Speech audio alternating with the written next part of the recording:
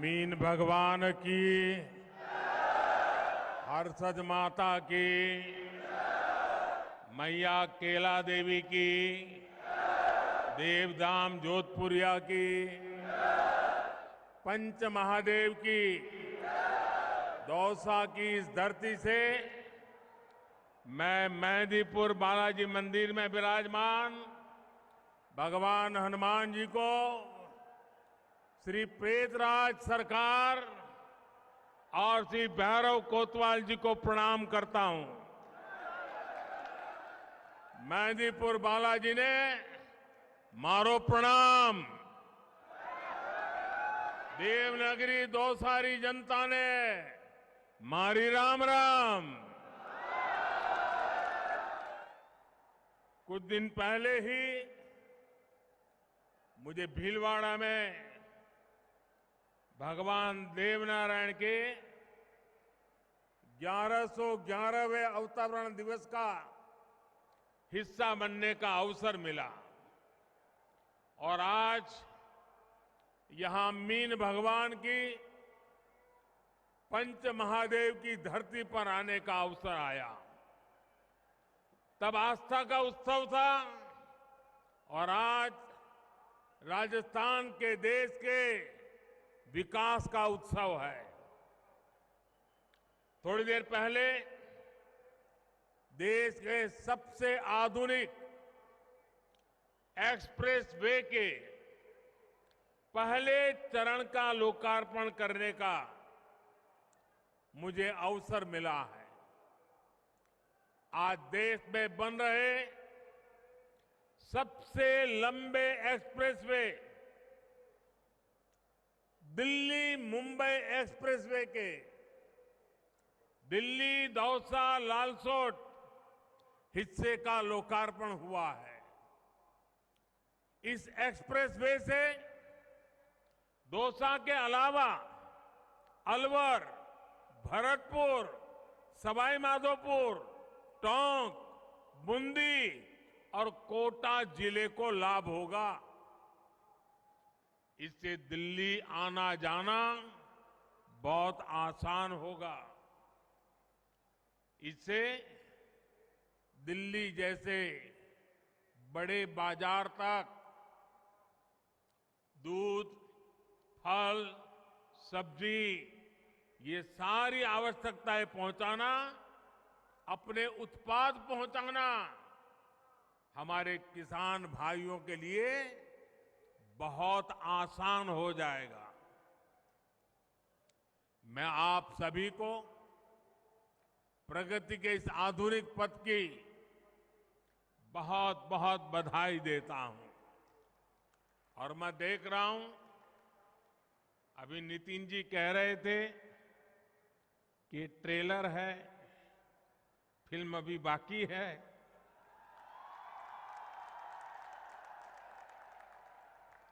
ये देख करके मैं कह रहा हूं ये ट्रेलर है, फिल्म अभी बाकी है।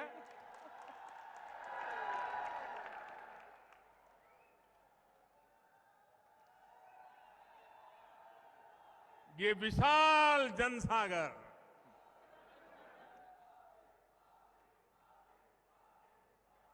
मैं राजस्थान के इस प्यार के लिए, राजस्थान के इस आशीर्वाद के लिए सर झुका करके राजस्थान को प्रणाम करता हूं। भाई और बहनों, राजस्थान की ये धरती शूरवीरों की धरती है। यहां का बच्चा बच्चा मां भारती की रक्षा के लिए, मां भारती की समृद्धि के लिए समर्पित है। यहां के बच्चे बच्चे का सपना रहा है कि भारत दुनिया में किसी से भी कम ना हो। आपके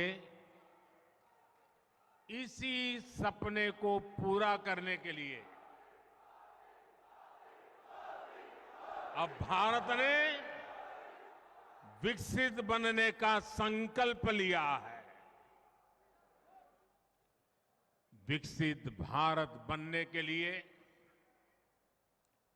भारत का तेज विकास बहुत जरूरी है।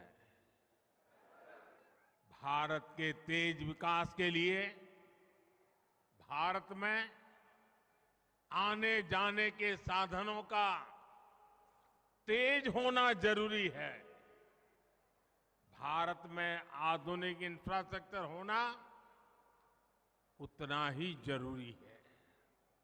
इसलिए बीते 9 वर्षों से केंद्र सरकार रोड, रेल, गरीबों के लिए घर,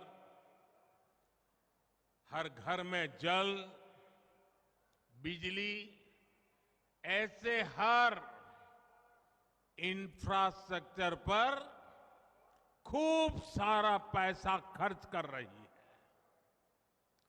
इस वर्ष के बजट में भी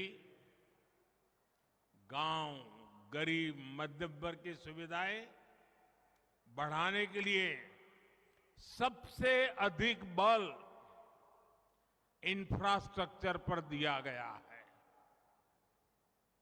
पहले की सरकारें रेल रोड बनाने में जितना खर्च करती थी उससे कई गुना ज्यादा खर्च भाजपा सरकार कर रही है। भाइयों और बहनों, रेल रोड पर लाखों के इस खर्च का बहुत बड़ा लाभ हमारे राजस्थान को भी हो रहा है। दशकों तक राजस्थान को कुछ लोगों ने बीमारू बीमारू बीमारू राज कहकर के चिढ़ाया है, लेकिन भाजपा राजस्थान को विकसित भारत का सबसे मजबूत आधार बना रही है। दिल्ली मुंबई एक्सप्रेसवे से राजस्थान दिल्ली और मुंबई से कनेक्ट हो रहा है। ये दिल्ली मुंबई इंडस्ट्रियल कॉरिडोर को और ताकतवर बनाने का काम करेगा। वेस्टर्न डेडिकेटेड फ्रेट कॉरिडोर यानी माल गाड़ियों के लिए जो खास रास्ता बना है उसका 550 किलोमीटर से अधिक राजस्थान में है। इससे राजस्थान सीधे गुजरात और महाराष्ट्र के बंदरगाहों से जुड़ेगा। यानी राजस्थान में उद्योग लगाना और ज्यादा आसान हो जाएगा। आज जिन 3 और सड़क परियोजनाओं पर काम शुरू हुआ है उससे भी राजस्थान के विकास को गति मिलेगी, यहां की कनेक्टिविटी बढ़ेगी।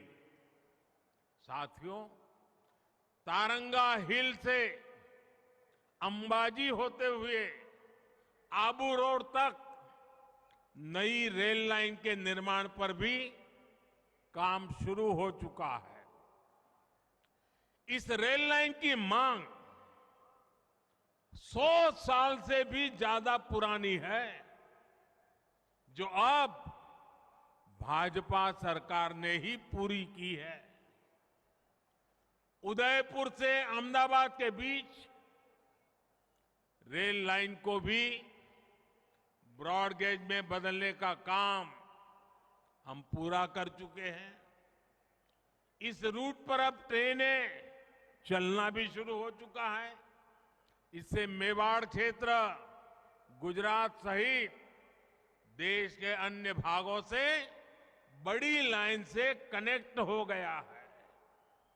साथियों, जब इंफ्रास्ट्रक्चर बनता है तब रोजगार भी देता है और बनने के बाद भी व्यापार, कारोबार, उद्योग धंधों को बहुत बड़ी शक्ति देता है।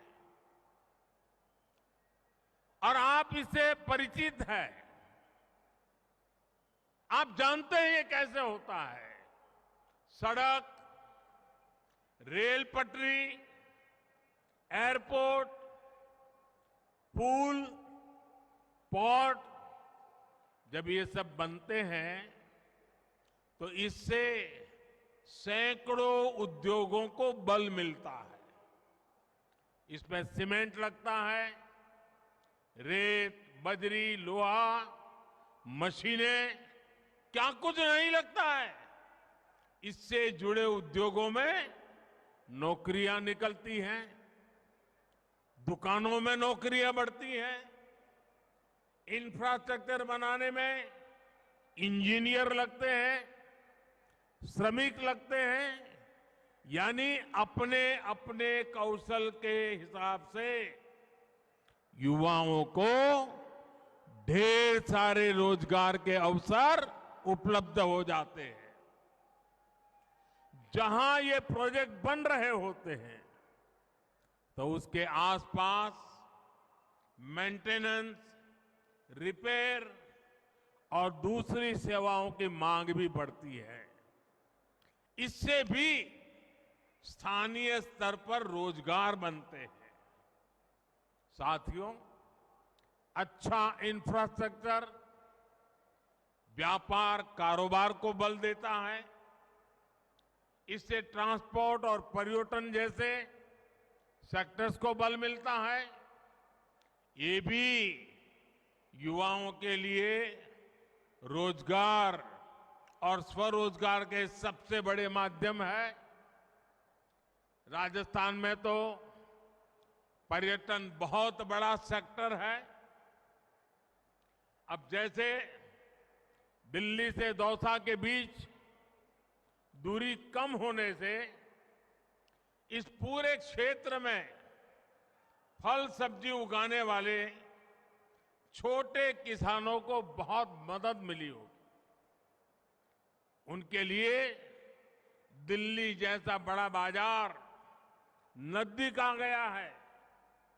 अब राजस्थान आने वाली टूरिस्ट सड़क के रास्ते ज्यादा आएंगे तो राजस्थान में ट्रांसपोर्ट सेक्टर में युवाओं के लिए भी अवसर बढ़ेंगे।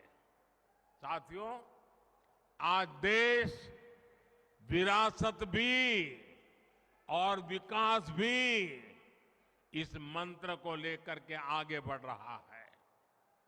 पर्यटन को बढ़ावा देने के लिए स्वदेश दर्शन योजना के तहत भी राजस्थान में काम किया गया है।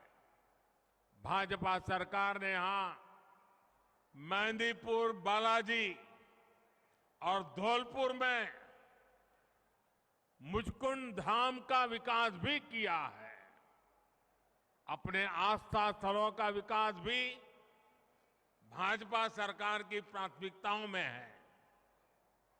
भाइयों और बहनों, पिछले 9 वर्षों में हमने उन क्षेत्रों, उन वर्गों पर भी विशेष ध्यान दिया है जो विकास से वंचित थे।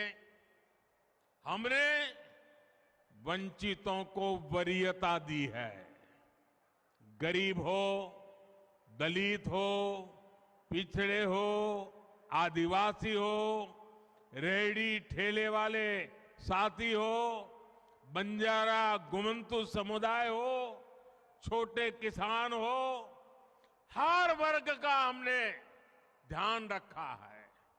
आप देखिए, गरीब परिवारों को पहली बार शिक्षा और सरकारी नौकरियों में हमने आरक्षण दिया है। ओबीसी वर्ग को संवैधानिक सुरक्षा मिले, इसके लिए ओबीसी आयोग को संवैधानिक दर्जा हमारी सरकार ने दिया है। ऑल इंडिया मेडिकल कोटे में ओबीसी के लिए आरक्षण नहीं था, हमने ये भी सुनिश्चित किया मेडिकल, इंजीनियरिंग, टेक्निकल पढ़ाई सिर्फ अंग्रेजी में होने के कारण गांव, गरीब, दलित, पिछड़े, आदिवासी परिवार के युवा ही पीछे रह जाते थे, वंचित रहते थे। भाषा के कारण उनका भविष्य उजड़ जाता था। हमने डॉक्टरी और इंजीनियरिंग की पढ़ाई स्थानीय भाषा में कराने पर भी बल दिया है और उसके कारण आज गरीब मां भी अपने बच्चों को डॉक्टर, इंजीनियर बनाने के सपने देख सकती है। पहली बार बंजारा समाज, गुमंतु, अर्धगुमंतु समाज के विकास और कल्याण के लिए विशेष बोर्ड भी हमारी ही सरकार ने बनाया है। साथियों, इस वर्ष के बजट में तो विश्वकर्मा साथियों के लिए पीएम विश्वकर्मा योजना लेकर आए हैं और यही सबका साथ, सबका विकास की हमारी राष्ट्र नीति है। राजस्थान के बगरू और सांगानेर की ब्लॉक प्रिंटिंग के दस्तकार भाई बहन हो, सुनार हो, लुहार हो, सुथार भाई बहन हो, जूते और मोजड़ी बनाने वाले दस्तकार हो, लाख और चूड़ियां बनाने वाले लखेरा भाई बहन हो, मणि, ठनी और पिछवाई से जुड़ी चित्रकारी करने वाले चित्रकार भाई बहन हो, कोटा डोरिया की साड़ी बनाने वाले बुनकर हो, टोंके नमदा कला से जुड़े दस्तकार हो, सिकंदरा में मूर्ति कला और इससे जुड़े सैकड़ों मूर्तिकार भाई बहन हो, इन सभी को पीएम विश्वकर्मा योजना से बहुत बड़ा लाभ होने वाला है। साथियों, जब मैं दौसा आता हूं तो एक बार और भी याद आना बहुत स्वाभाविक है और वो बात है आपकी मेहमान नवाजी। मुझे यहां के बाजरे की रोटी का स्वाद हमेशा हमेशा याद रहता है। साथियों, अब तक हमारे देश में बाजरा जैसे अन्न को मोटा अनाज कहकर के एक प्रकार से निम्न भाव से देखा जाता था, लेकिन अब ये जो मोटा अनाज कहा जाता है ना, उसको हमने एक नई पहचान दी है। अब हम मोटा अनाज के लिए हिंदुस्तान भर के इन उत्पादों के लिए नया नामकरण किया है। अब ये अन्न श्री अन्न से जाना जाएगा। आगे से हम दुनिया के बाजार पहुंचना चाहते थे। हमारे छोटे किसान जो मेहनत करके पैदावार करते हैं, कठिन परिस्थितियों में करते हैं, मोटा अनाज पैदा करते हैं, अब दुनिया के बाजार में वो श्री अन्न के नाम से दुनिया में पहुंचेगा। राजस्थान के श्री अन्न बाजरा, श्री अन्न ज्वार, ये तो सब जानते ही है।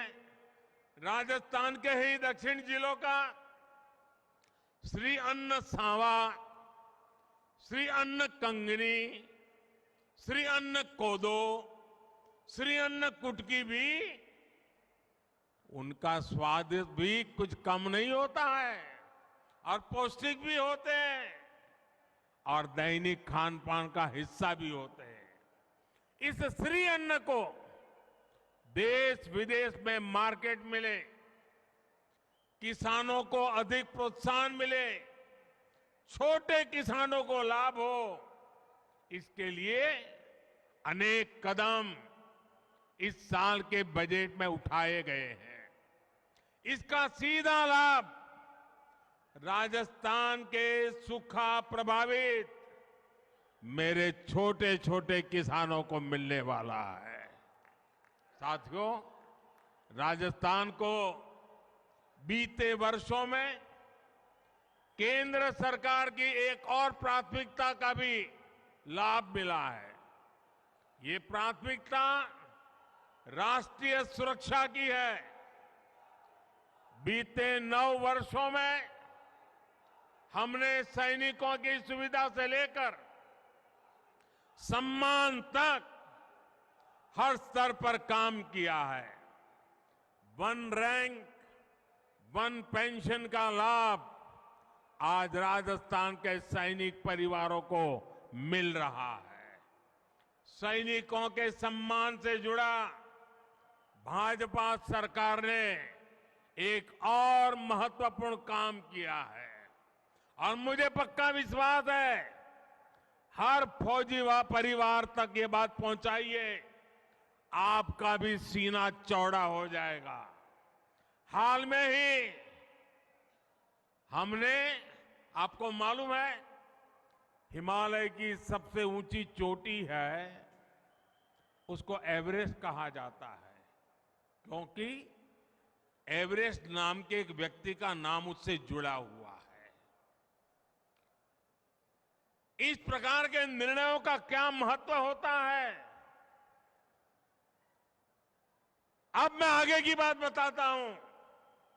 हाल में ही हमने अंडमान निकोबार में द्वीपों के नाम हमारी सेना के वीर, जिन्होंने अपने पराक्रम के कारण परमवीर चक्र का सम्मान प्राप्त किया था, जो परमवीर चक्र विजेता थे, ऐसे महान देश के लिए मिटने वाले, देश के लिए जीने मरने वाले हमारे इन वीर सैनिकों के नाम पर अंडमान निकोबार के टापुओं का नाम हमने उनके नाम कर दिया है।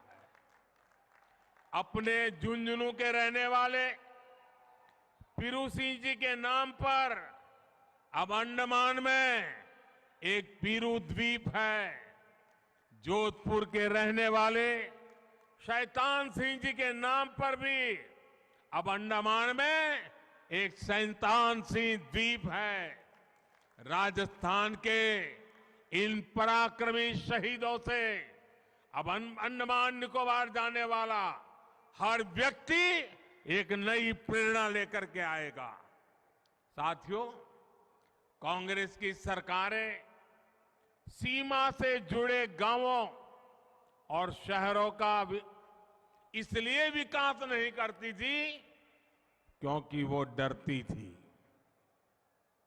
और ये पार्लियामेंट में उन्होंने बोला है, वो डरती थी कि हम सीमा पर रास्ते बना देंगे, सड़कें बना देंगे, तो दुश्मन उसी पर चल करके चला आएगा तो क्या होगा, हमारी बनाई सड़कों पर दुश्मन आ जाएगा तो क्या होगा। अरे यार, क्या बात करते हो, मुझे समझ नहीं आता कि कांग्रेस को क्यों हमेशा हमारे सैनिकों का शौर्य, उनकी बहादुरी को कम करके आंकती रही है। सीमा पर दुश्मनों को रोक देना, उन्हें मुंह तोड़ जवाब देना हमारी सेनाओं को बखूबी आता है। इसलिए अब भाजपा सरकार सीमावर्ती जिलों में सीमा के पास बने गांवों में भी विकास के कामों में तेजी ला रही है। बीते 9 वर्षों में हमने राजस्थान सहित देश के पूरे बॉर्डर पर रोड और रेल का सशक्त नेटवर्क तैयार कर दिया है।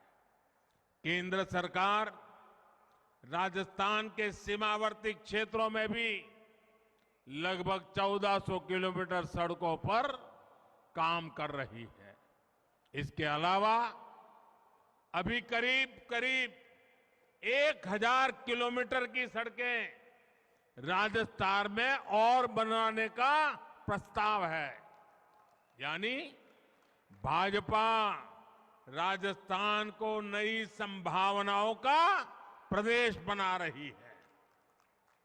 साथियों, हर घर जल पहुंचाने के लिए भी हम मिशन मोड पर काम कर रहे हैं। साल 2019 में हमने जल जीवन मिशन शुरू किया और सिर्फ 3.5 वर्षों में ही 8 करोड़ नए कनेक्शन दिए हैं, नए परिवारों को सुविधा दी है। इससे राजस्थान के भी लाखों परिवारों को लाभ हुआ है। साथियों, राजस्थान में पानी की चुनौती का समाधान भाजपा सरकार की प्राथमिकता है। आप देख रहे हैं कि एमपी और यूपी के बीच केन बेतवा को जोड़ने का काम शुरू हो रहा है। इसी प्रकार पूर्वी राजस्थान के 13 जिलों में भी पीने के पानी और सिंचाई की सुविधा का विस्तार करने के लिए हम प्रतिबद्ध हैं।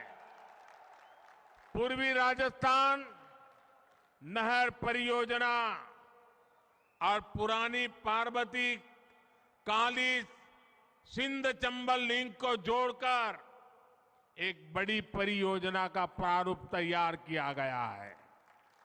इस प्रारूप को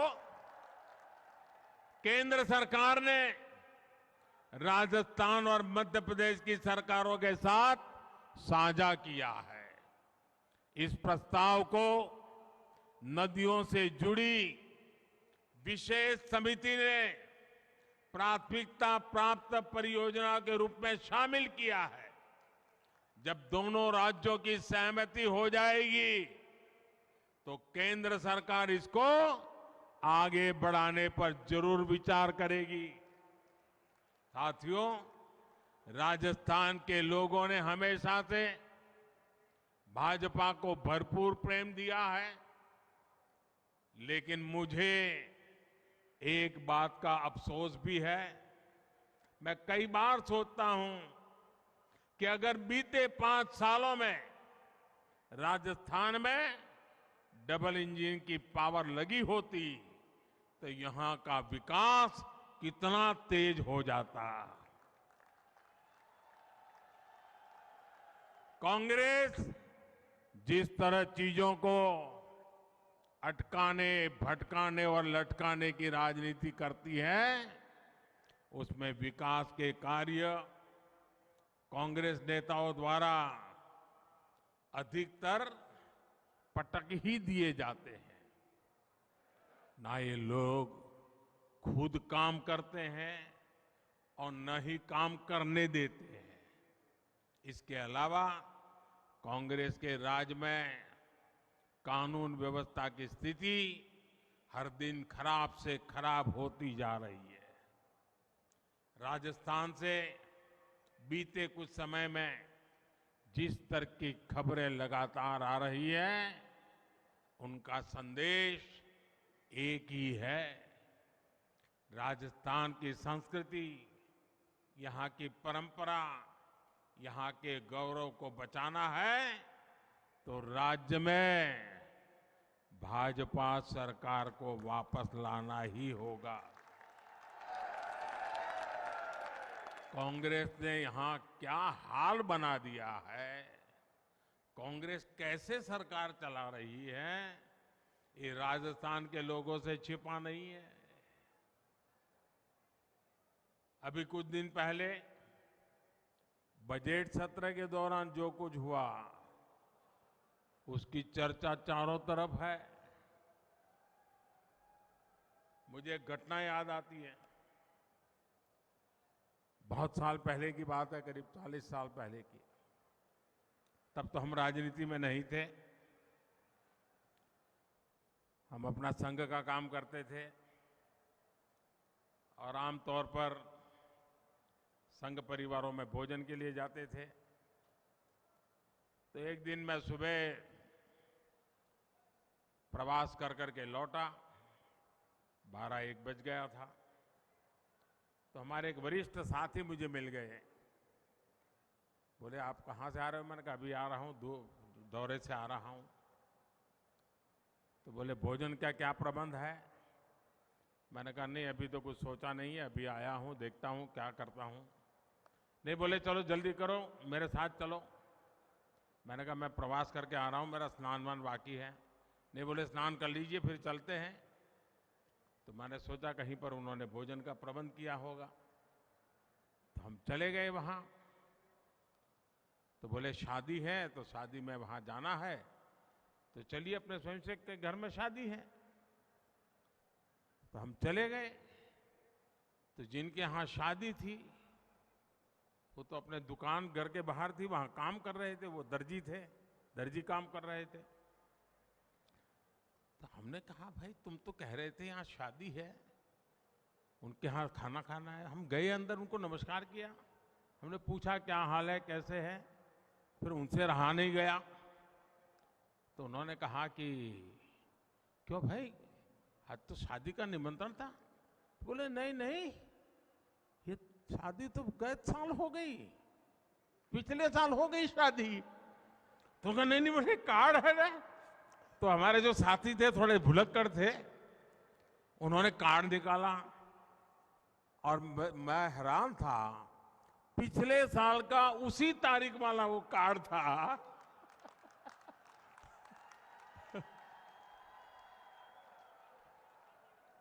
हम बिना खाए घर वापिस आए। साथियों, खैर इस बात को कोई आपके राजस्थान से कोई लेना देना नहीं है। ये तो मैं अपनी पुरानी बात याद आई तो मैं क्या बता दूं। साथियों, मैं मानता हूं गलती किसी से भी हो सकती है, लेकिन इससे ये भी पता चलता है कि कांग्रेस के पास ना ही विजन है और ना ही उसकी बातों में कोई वजन रह गया है। कांग्रेस के लिए बजट और घोषणाएं होती ही कागजों में लिखने के लिए, योजनाएं और कार्यक्रमों को जमीन पर लागू करने में कांग्रेस का कोई इरादा नहीं होता। साथियों, सवाल ये नहीं है कि कौन से वाला पड़ा, सवाल ये है कि पहले वाला जब पड़ा था साल भर उसको डिब्बे में बंद रखा था, इसके कारण ये हुआ है। अब राजस्थान को अस्थिर सरकार से मुक्ति चाहिए, अनिश्चितता से मुक्ति चाहिए।